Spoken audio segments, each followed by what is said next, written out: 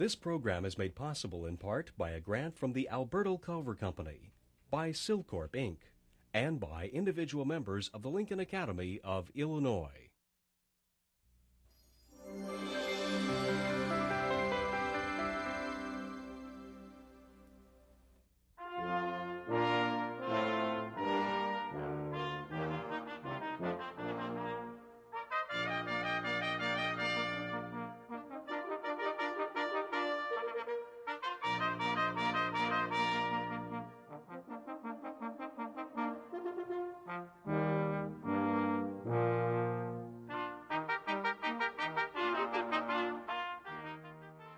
A business leader whose philanthropy has touched lives around the world. You really owe it to all the things that you can participate in to contribute back a portion of what you've been able to obtain in this economy. A career public servant who believes government can work to help people. You can make a difference and you can help solve some of the challenges, whether it's your community, your state, or your nation's facing. A journalist who livens up the nation's political discourse. I really believe that the most important thing in this country is freedom. I worry about whether we're losing our freedom, whether the government is intruding on it. And a military hero committed to protecting democracy and winding down the nuclear arms race. Well, I hope that during my time in the CIA, I contributed to the sense of democracy. I believe strongly that we had to find a way to comply with the congressional laws. The lives of these remarkable individuals are as varied as the millions of people who call Illinois their home. But they share in common the courage, commitment, and service to humanity that has earned them their state's highest honor. As laureates of the Lincoln Academy of Illinois, they now join a select group of more than 200 men and women whose lives and works have brought recognition to Illinois in the spirit of its most famous son, Abraham Lincoln. The basic purpose of the Lincoln Academy is to award the Order of Lincoln, which is the state's highest award, to Illinoisans either by birth or residence who have brought great distinction to our state by their deeds. The main thing of what have they done with their successful careers that have brought credit to the state and have been, in their respective fields, something for humanity. Founded in 1965, the Lincoln Academy of Illinois is patterned upon the learned academies of Europe. In structure and purpose, it is unique among the 50 states. Members of the nonpartisan, not-for-profit academy are appointed by the governor, who also serves as its president. Each autumn, the laureates are chosen from 10 fields of endeavor: agriculture, arts and the performing arts, business, industry and communications, education, government and law, labor, medicine and science, religion, social service, and sports. The laureates are inducted into the Academy in a formal convocation and investiture ceremony held each spring around the state of Illinois. They are awarded the Order of Lincoln Medallion, the state's highest award for individual achievement. Its colors of red, violet, and green symbolize the state bird, the cardinal, the state flower, the violet, and the leaves of the state tree, the oak. In addition to its laureates, the Lincoln Academy also recognizes potential leaders of tomorrow by honoring the outstanding senior students at each of Illinois' 4-year degree-granting colleges and universities in ceremonies held each fall at the Illinois State Capitol. Now for the key part of the convocation, the traditional ceremony when we recognize the work of famous Illinois citizens by birth or residence. The new laureates have been selected by the officers, regents, and general trustees of the Academy in a procedure that commenced early last year. I now ask that John Simon, a general trustee of the Academy, read the citation for Laureate Lester Crown. Born in Chicago, Lester Crown is a distinguished company executive and philanthropist whose unselfish support benefits numerous civic, cultural, and religious organizations in the United States and overseas. Mr. Crown leads 2 companies founded by his father, Material Service Corporation and Henry Crown and Company. Notwithstanding his demanding positions as chairman of Material Service Corporation and president of Henry Crown and Company, Mr. Crown actively donates his time to give resources to hospitals, schools, and cultural institutions in Chicago, across the country, and around the world. Lester Crown's philanthropies are extensive. He serves on the boards of Tel Aviv University and the Weizmann Institute of Science, both in Israel, and the Jerusalem Foundation and the Jewish Theological Seminary of America in New York. Closer to home, he sits on the boards of Children's Memorial Hospital and the Children's Memorial Foundation. He also supports the Lyric Opera of Chicago, the Chicago Zoological Society, the Metropolitan Planning Council, and Northwestern University. A consummate businessman whose bottom line includes the well-being of others, Governor Ryan, it is my privilege to present to you as a laureate of the Lincoln Academy of Illinois, Mr. Lester Crown.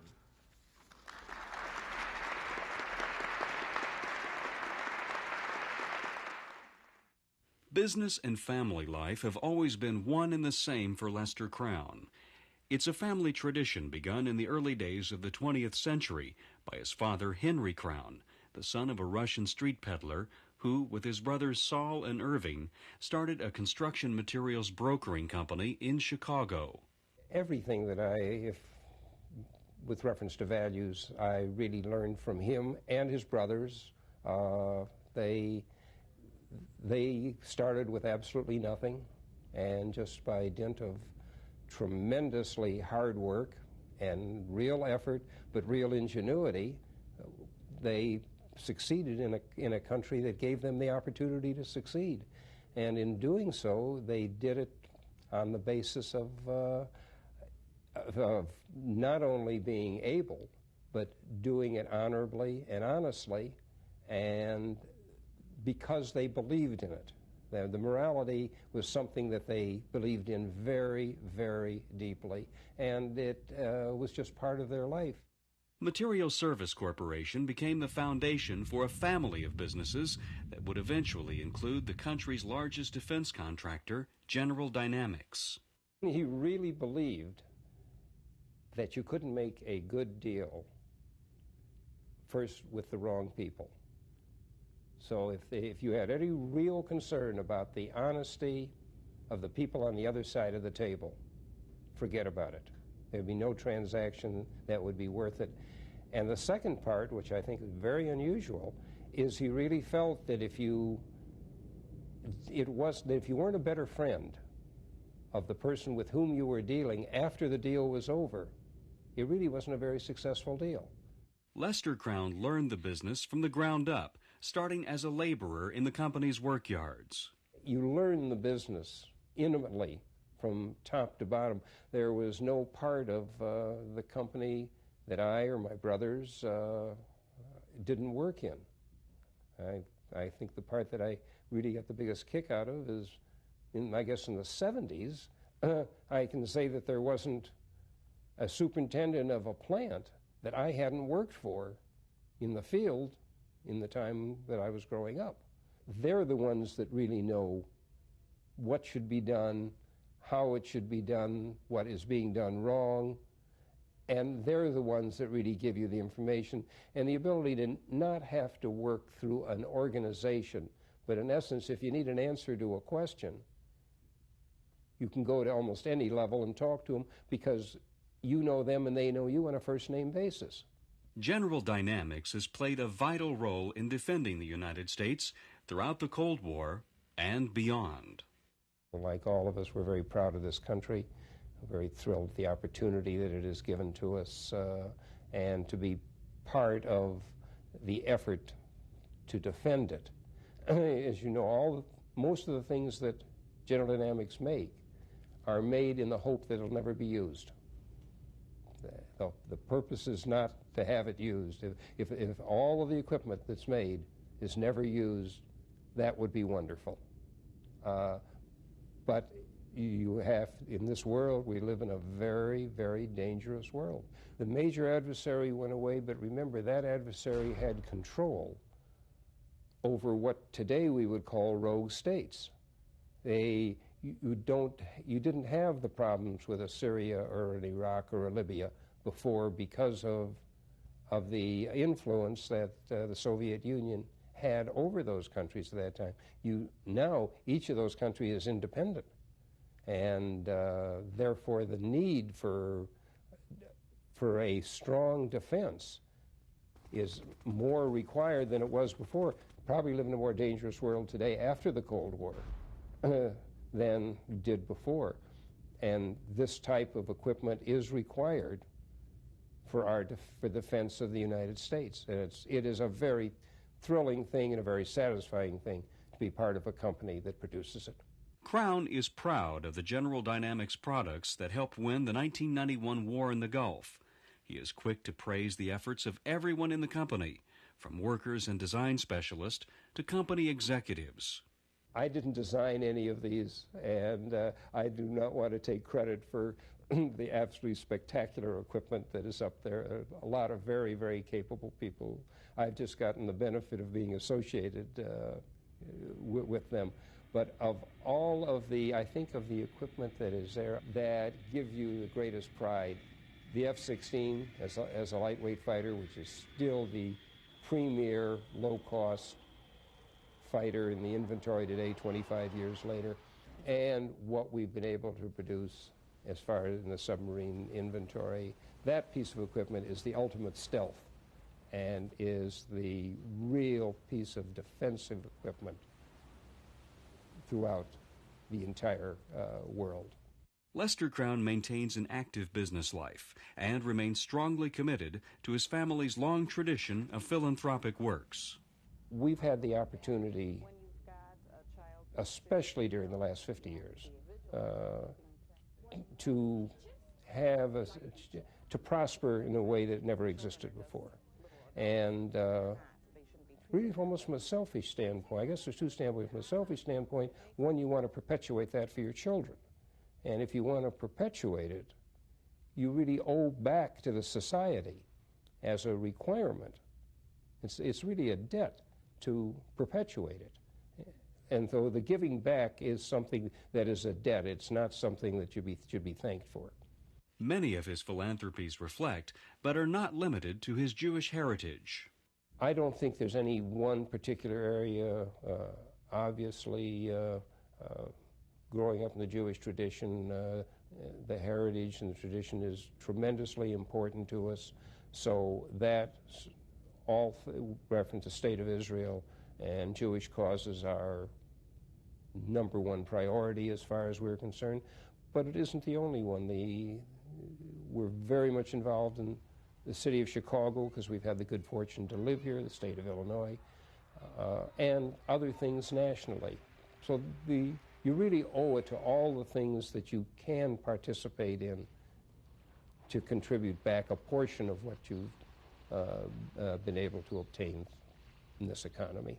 Those people that have been able to prosper really have to realize that for the perpetuation of that society and for their own good, for their children, their grandchildren, that they need to make sure that they put things back into the society and have it continue the way in which it existed while they were through their business life. I think we've had the opportunity to live in this country during absolutely the best of times. And that opportunity, especially both as a person, as an American, and as a minority, and you really have to say thank you and show your thanks for that opportunity. We've been very, very lucky. 5 generations of our family have had the good fortune to live in Illinois. My paternal grandparents came here from Russia in about 1890 as penniless immigrants and settled in Illinois. My mother came from Hungary by way of Winnipeg and settled in Chicago in about 1915. So since about 1890, Illinois has been our family's home. Most of us have done extremely well, I have to say, especially our family. And it's not because we're extraordinarily smart, but we've been in the right place at the right time. And we've experienced really unparalleled good fortune. And we would be the rankest of ingrates if we didn't work to put a substantial amount back into the world in which we live. And in doing so, as you can imagine, what we really want to do is to help to perpetuate both the economic and the social climate that we have had for our children and our grandchildren. And in no place is that more true than here in Illinois. Still, there's a vast inequality among the 260 or so million people in this country. Far too many today live in poverty or close to poverty, and they have little hope of a better life. So I think it's really incumbent upon all of us to attempt to change that situation and afford everyone the type of opportunity that we had. God, ladies and gentlemen, is not an American who will watch over us and make everything come out all right. We really have to do it ourselves. And so a free, non-controlled, competitive, market-driven economy also can be a caring society, and we should see to it that it's so. I have had a wonderful opportunity and appreciate everything that has been done. It's been a pleasure to live in Illinois all these years, and it's been a pleasure to be here with you tonight. Many, many thanks.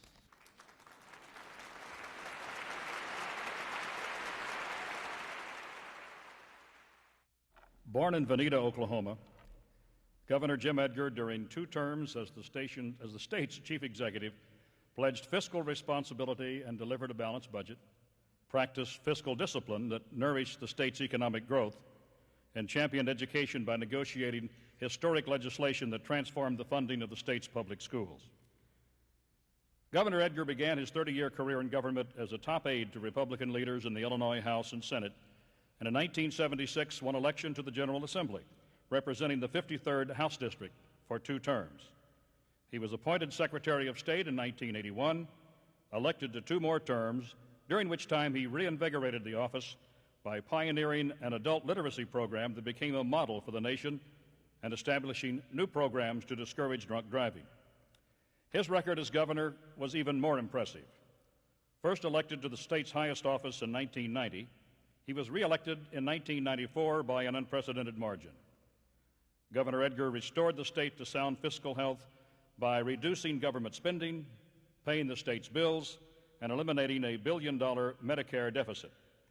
And we will not soon forget what he did for education. After 30 years of exemplary public service, Governor Edgar has retired from government. Now he will contribute his experience, pragmatic outlook, and vision to his position as a distinguished fellow at the University of Illinois Institute of Government and Public Affairs. Governor Ryan, it is my privilege to present to you, as a laureate of the Lincoln Academy of Illinois, one who has bestowed the Order of Lincoln on so many others, the former governor of Illinois, the Honorable Jim Edgar.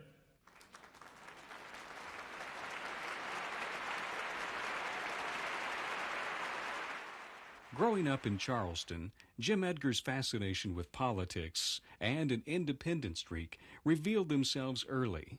In the 1st grade, he campaigned for Dwight Eisenhower, only to find that his parents were nominally Democrats.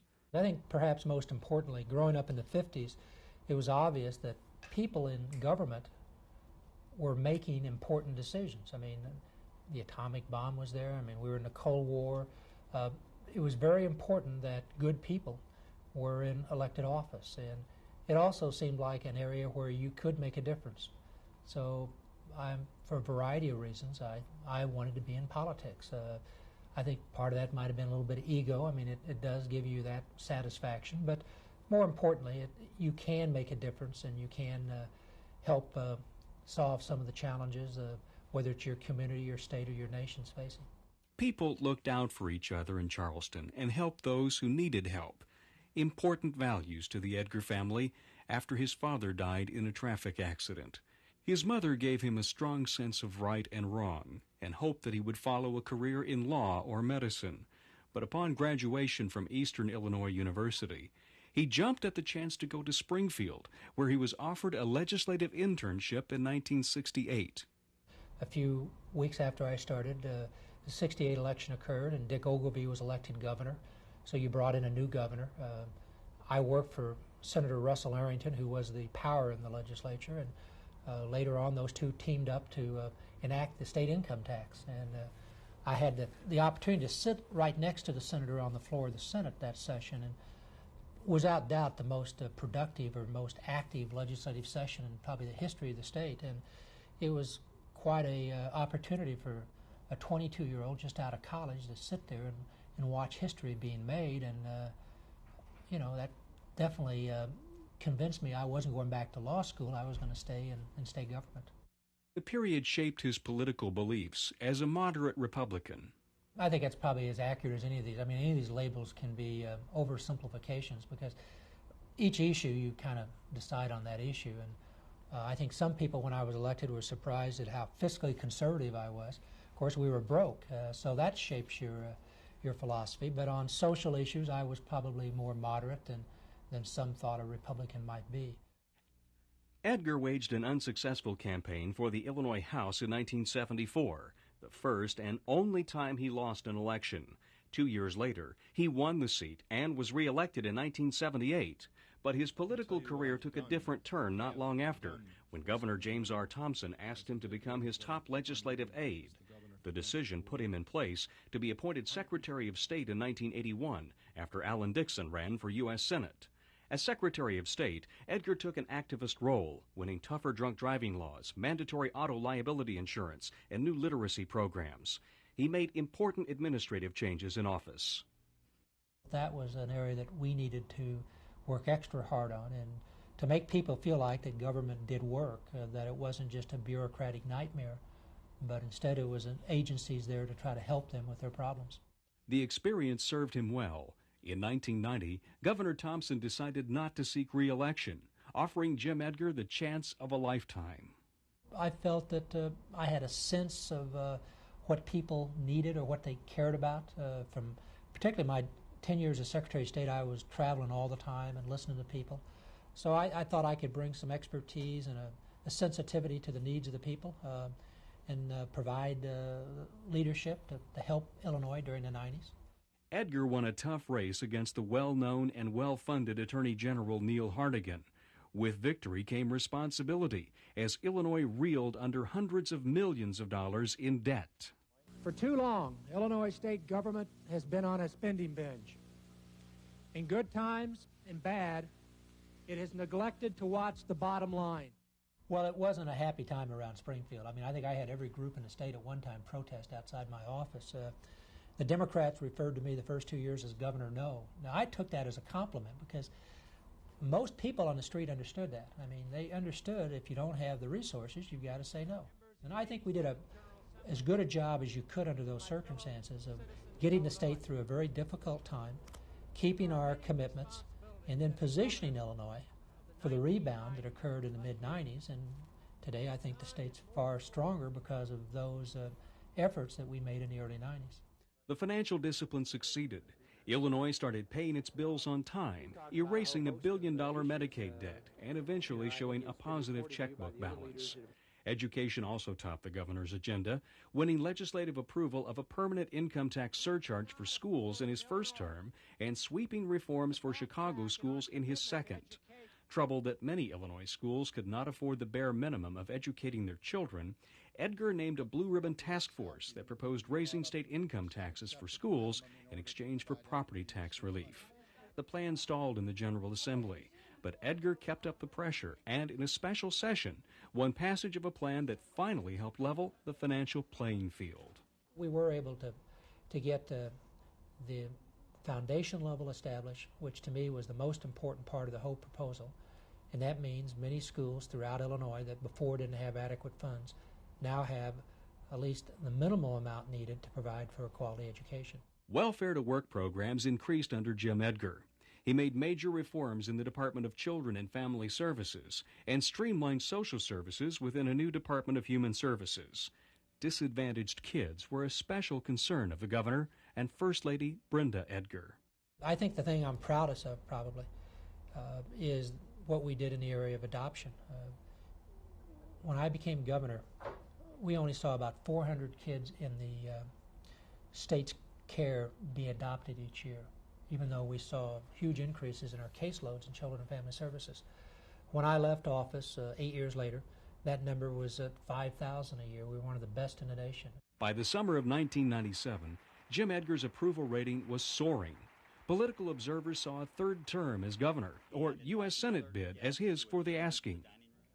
I will not be a candidate in the upcoming election. It has been a very, very difficult decision. However, after 30 years in state government, I have concluded it's time for Brenda and me to begin a new chapter in our life. I've been at this for 30 years. I've been governor for 8 years, Secretary of State for 10 years. That's longer than anybody had held elected statewide office. And, I felt good about it. I think you can overstay. The state was in very good shape. I thought we'd accomplished most everything we wanted to. We didn't get everything 100%. You never do. But we were providing money for the poor school districts at a much better rate. We had reformed the social service agencies. We had done a lot, which, again, an area that not much talk about, but I think very significant, in natural resources. We had acquired more land than any time in the history of the state. We had, I thought, done a good job of balancing between environmentalist and the business interest, trying to make sure that we had a strong economy, but we protected our natural resources. So I just thought, things were going well. I'd done what I had hoped to do. I'd had the opportunity for 2 terms, and I think it is good for change, both for the individual and probably for the state, and this was the time to go. Since leaving office, Jim Edgar has gone back to the classroom as a senior fellow at the University of Illinois Institute of Government and Public Affairs. He's also started serving on a number of corporate boards. He's keeping his options open about the future. I enjoy the teaching. I enjoy having a chance to be on these boards. I enjoy having a little more chance at night to read and go for a hike. So I'll just keep looking and listening, and maybe something will grab me like politics grabbed me back in first grade. This is a different position for me tonight, and a very humbling position. It's very humbling to think that your name has been added to a list of the outstanding citizens of this great state. You cannot succeed in life without the help of others. And to all those who have helped, supported, and encouraged me over the years, really this recognition tonight is as much for your efforts as it is for the efforts of Jim Edgar. So to all of you, thank you so much for this recognition, but thank you even more for your help in seeing that one young boy from Charleston, Illinois, from a family that, if anything, they were Democrats, from a background that no one ever thought would probably get out of Charleston, thank you for helping me realize my dream to serve as the governor of the state of Illinois.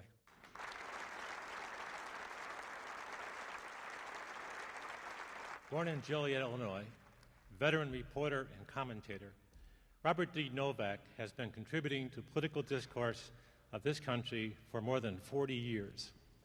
In print and on television, his informed and often pointed views of current events are enlightening, thought-provoking, and many times even anger-provoking. But that's just what a good political analyst does, and Robert Novak is one of the best. Mr. Novak began his career in journalism while earning a bachelor's degree at the University of Illinois at Urbana-Champaign. In 1963, he and Roland Evans, then covering Congress for the New York Herald Tribune, began writing Inside Report. His column's in-depth, no-nonsense style made it one of the most longest-running, most widely read, and most highly respected political columns in the world. The same passion, insightful thinking, and hard-hitting style that has made Mr. Novak's print journalism so engaging has also made him a fixture on some of television's most-watched political talk shows. Tonight, we honor Robert Novak's long career and contributions to the national political discourse by awarding him the Order of Lincoln Medallion. Governor Ryan, it is my privilege to present to you as laureate of the Lincoln Academy of Illinois, Mr. Robert D. Novak.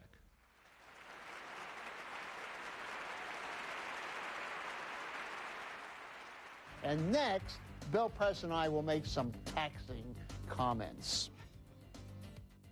I can't remember when I wasn't interested in journalism. We used to do a little neighborhood paper, which I was the editor of, and we had a little neighborhood gossip, and my mother typed it up, and we distributed it around, and by the time I was a freshman in high school, I was writing sports for a weekly newspaper, and then I graduated into the daily newspaper, and they thought I had some promise, so they hired me as a part-time employee by the time I was 16 years old. Robert Novak remembers being tremendously impressed by columnists like Drew Pearson and Walter Lippmann. He loved the idea of having a job where you'd be the first to get the inside story. Finding out things that nobody else knows. Now, I have become ideological as time has gone by. I'm not. I think anybody who deals with politics and ends up with no opinions and ideas is a neuter. But still, what gets me excited is when I really find out something that other people don't know, and that's why, even though I'm a columnist, I still think of myself as a reporter. Novak worked his way through the University of Illinois, writing for the Joliet Herald-News, the Champaign-Urbana Courier, and the Daily Illini.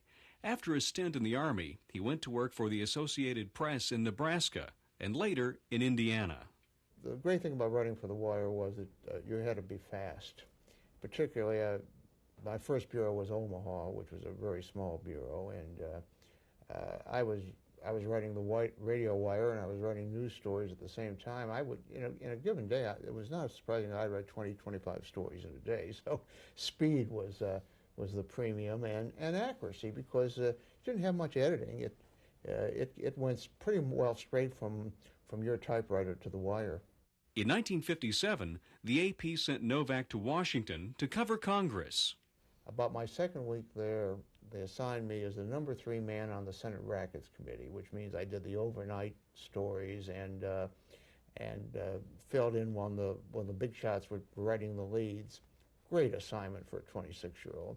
So I got to meet immediately Jack Kennedy, Bobby Kennedy, Barry Goldwater, Edward Bennett Williams, Jimmy Hoffa. Those were Pierre Salinger. Those were my news sources. So it was really exciting. Novak remembers Washington as an overgrown southern town in the days before money became the driving factor in politics. He says it was a simpler place where a young reporter could learn a lot from the informal gatherings held after work in the offices of notables like Illinois' legendary U.S. Senator Everett Dirksen. Dirksen liked me. I was from Illinois. He was from Illinois, and I could keep a secret. And I learned a lot. I learned about how the system worked. The other thing that was different in those days, 42 years ago, is that there was more of a social life among the politicians, sometimes inviting the press in. They didn't go home every weekend. Now they go home every weekend. And there was much less fundraising because there was much less money. So there was much more of a social life of entertaining in their home and not having this constant fundraisers. Novak joined the Wall Street Journal and became its chief congressional correspondent in 1961. In 1963, he teamed up with Roland Evans to write Inside Report. We decided that we would, in every column, have at least one fact that had never been published anywhere.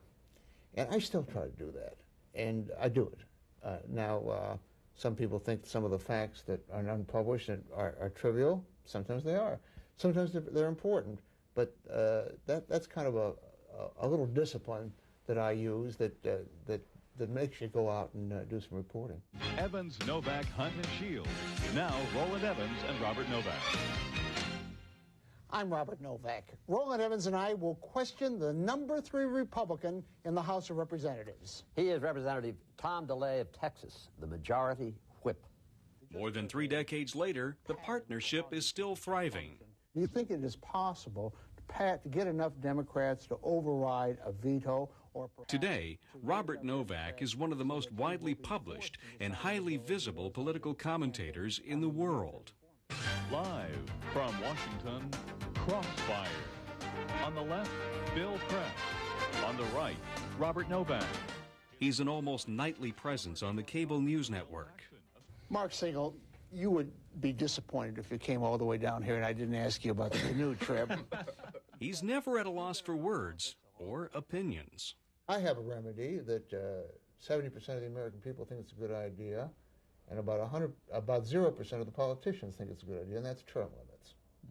Now, you say, you mean you would have tremendous figures like Bob Michael and Henry Hyde from Illinois, and just have their careers cut off at whatever it is, 6 years or 8 years. That's a loss. But I believe the payoff is that you would have people who are indeed citizen legislators, as they were in an earlier day in the previous century, who come to Washington for a brief time and are not that dependent on the job, are not that hooked to raising all this money. Novak is proud of the reputation he's earned for being equally hard on everyone. I'm pretty hard on the Republicans. The Republicans say I'm an anti-Republican conservative, and I'll buy that anytime. I think journalists should be hard on politicians. They know what I stand for. I stand for tax cuts, less government, deregulation, and freedom. That's not exactly the liberal agenda, but it isn't very much the Republican agenda either, because when it comes down to it, they like government too, and they like their political perquisites. So I think to be an accurate reporter, to tell the truth, and not worry about whether you are spoiling the prospects for one party or the other. At the peak of his career, Novak is reflective about his place in journalism. I guess it's the greatest satisfaction in my closing in my final years. I guess I've been at it now for long. I'm 68 years old and working harder than I've ever worked. But I really do believe that apart from doing scoops and meeting fascinating people like Lyndon Johnson and Richard Nixon and having a front seat in history, I really believe that the most important thing in this country is freedom. I worry about whether we're losing our freedom, whether the government is intruding on it, whether people are worried enough, and whatever small contributions I think I can make to saying that freedom is important too. How we the freedom to use our money, the freedom to live our lives as we see fit, which is really the great American tradition. If I have just a tiny influence on that, that is very satisfying. Now, the last full year that I spent in Illinois was 1951, before some of you were born. And I have lived in Washington, D.C. for 42 years. Yet when somebody asks me where I'm from, I answer reflexively, I'm from Illinois. For here in this great prairie state is where my heart is and my soul is and shall always be.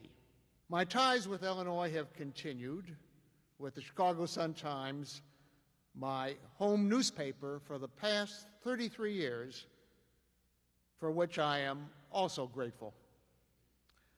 But most of all, I have benefited from the legacy of Abraham Lincoln, this state's true prairie legacy of freedom, individualism, and self-reliance. Sometimes these values seem obscured in our complicated, contentious modern society, yet they have endured, for they are intrinsically American values and the values to which I have attempted to be true in my life's work. And if my journalism turns out to have some small, lasting merit, it is to the extent that I have been faithful to those values. Now, I have another debt to this state for this honor conferred on me tonight, and I cannot thank you enough. Born in Highland Park, Illinois, Admiral Stansfield Turner spent 30 years in the service of his country as a naval commander, decorated war veteran, and director of Central Intelligence before retiring to write and lecture on espionage, terrorism, and global security. A 1946 graduate of the U.S. Naval Academy, Admiral Turner steadily advanced through the ranks from ensign to admiral. He earned a reputation as an effective and open-minded leader. He was advanced to the rank of full admiral when he became commander-in-chief of NATO forces in Southern Europe. On an hour's notice in February 1977, Admiral Turner flew from Italy to the nation's capital at the request of President Jimmy Carter, who nominated him to become Director of Central Intelligence. While a senior research fellow at the Nobel Peace Institute at Oslo, Norway, Admiral Turner wrote his 1997 book, Caging the Nuclear Genie, in which he proposes new solutions to the problem of international nuclear proliferation. We are grateful for Admiral Turner's untiring efforts to protect the United States and her citizens. Governor Ryan, it is my privilege to present to you, as a laureate of the Lincoln Academy of Illinois, Admiral Stansfield Turner.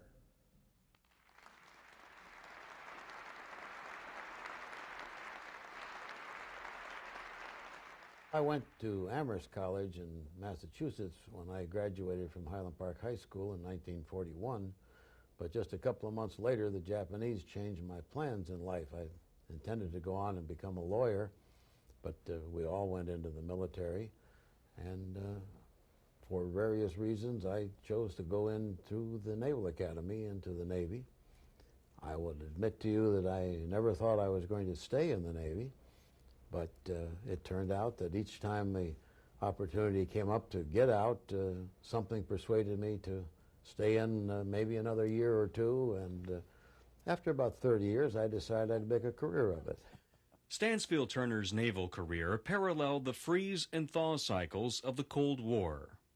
It was just a few months, really, at the end of World War II, when we began to perceive that the Soviet Union wasn't going to be a friendly ally anymore, as it had been during World War II.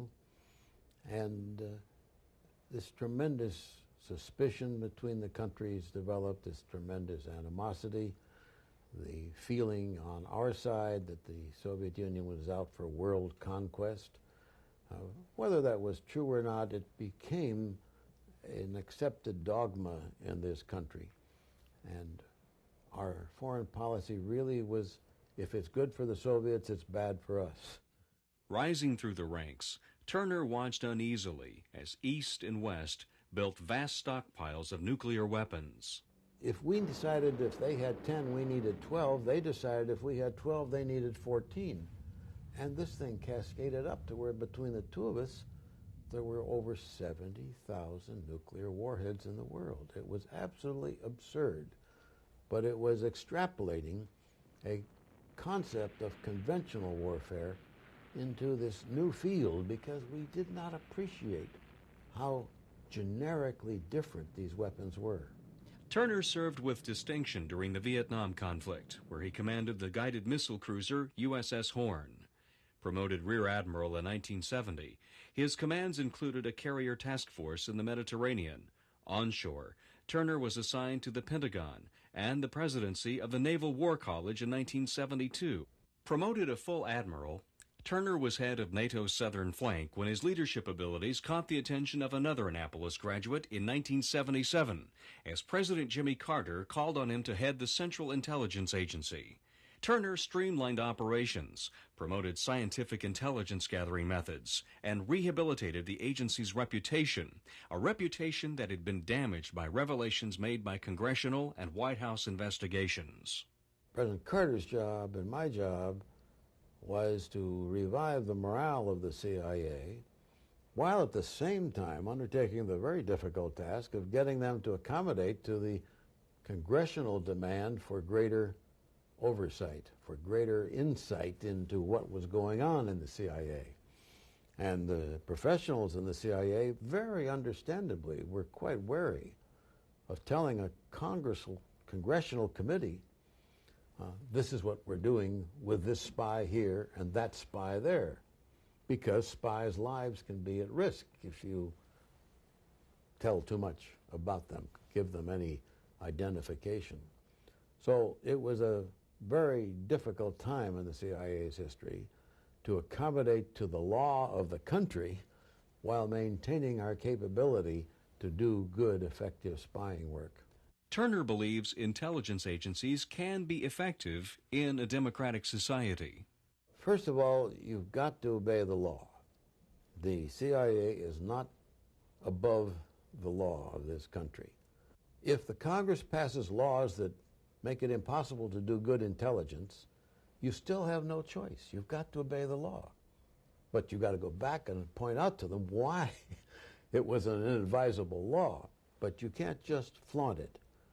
Secondly,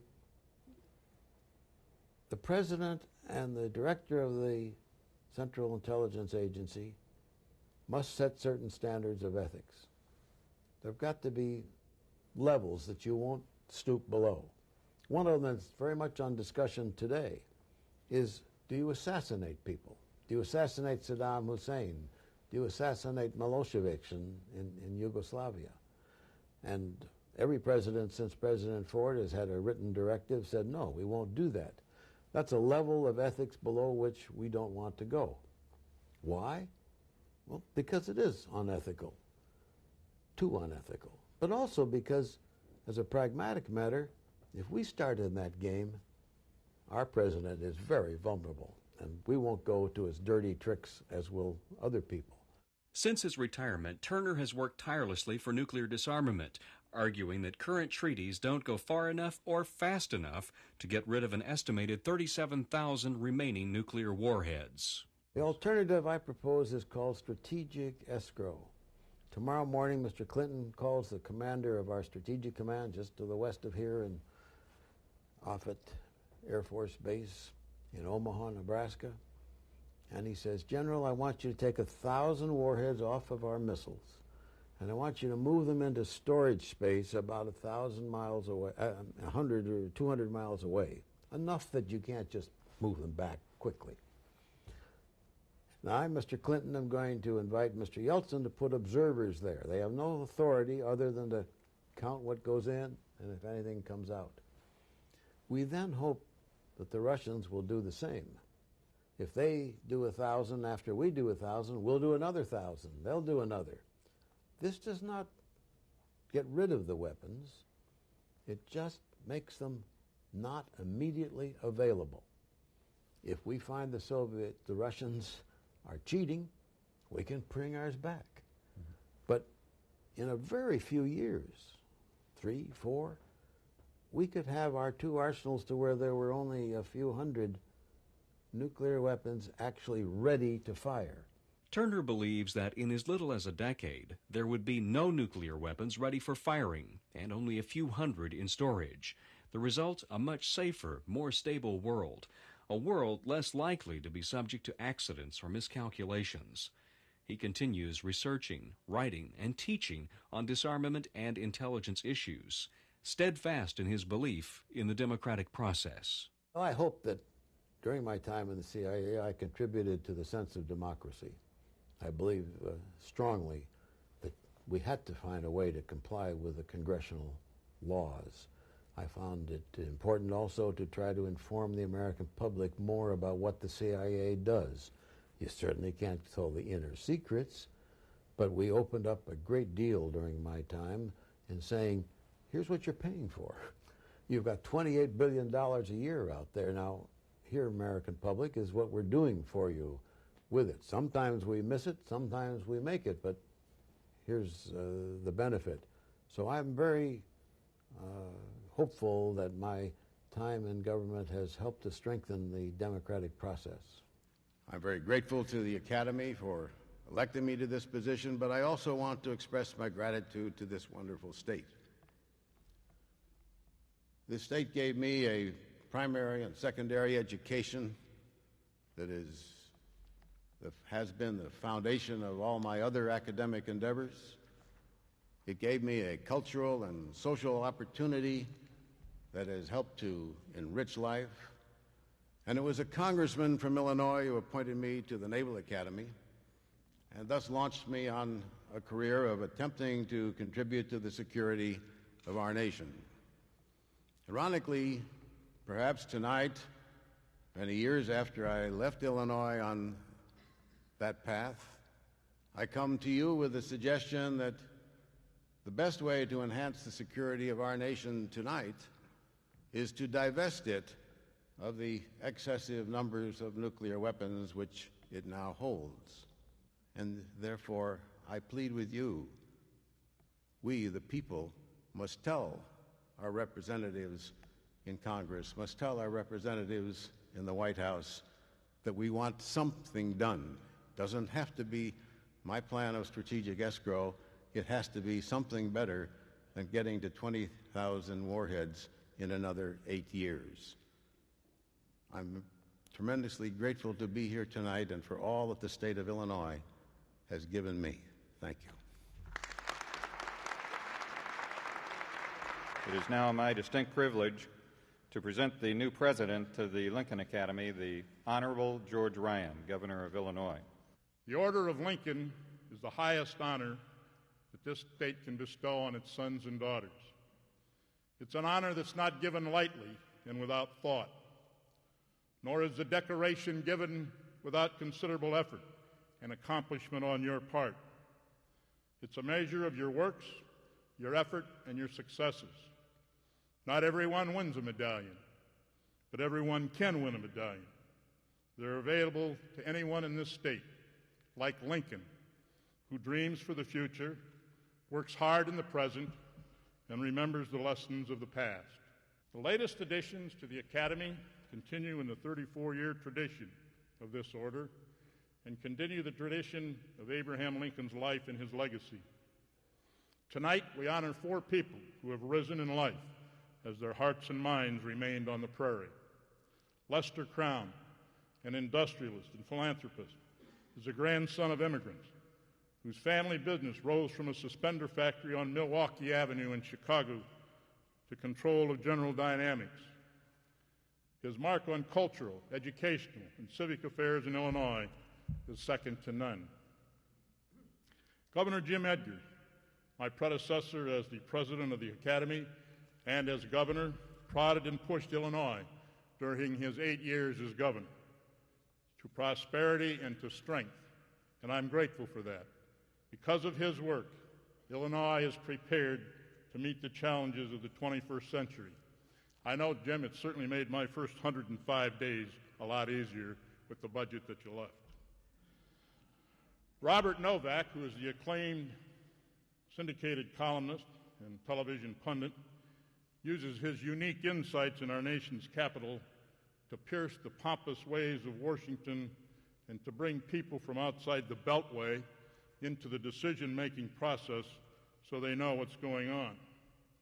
Now, Bob, I want to tell you, that's the nicest thing that I've said about a reporter in a long, long time.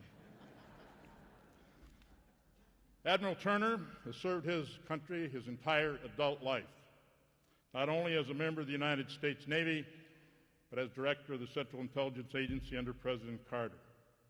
He's left an indelible mark on this nation and on our progress as one of the world's great powers.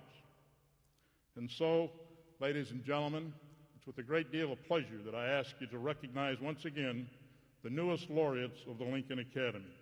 Gentlemen, let him who merits bear the palm. And to all of you, my warmest congratulations, not just on your recognition this evening, but for the good things that all of you have accomplished, achievements that have earned you a place within the Order of Lincoln. Congratulations, and thank you very much.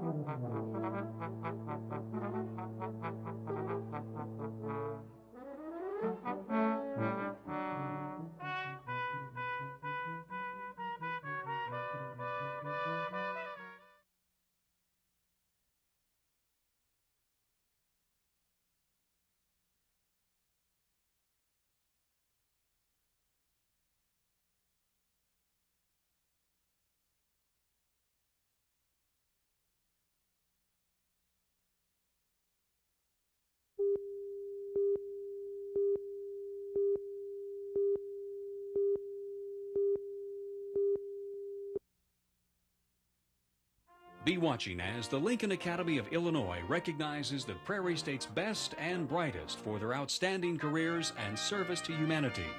Join them as they're presented with the Order of Lincoln Medallion, Illinois' highest honor for individual achievement. Tonight, we honor 4 people who have risen in life as their hearts and minds remained on the prairie.